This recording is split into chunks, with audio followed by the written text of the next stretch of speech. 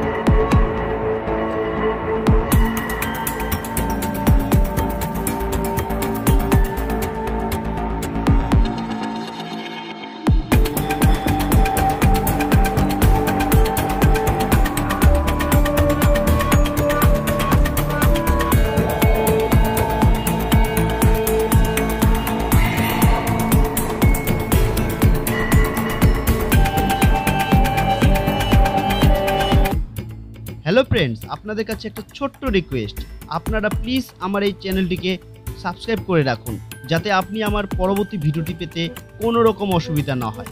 আর হ্যাঁ, আপনারা অবশ্যই জানান আপনি কোন বিধানসভার অন্তর্গত এবং কোন দলকে সাপোর্ট করেন, জানান আমার কমেন্ট বক্সে।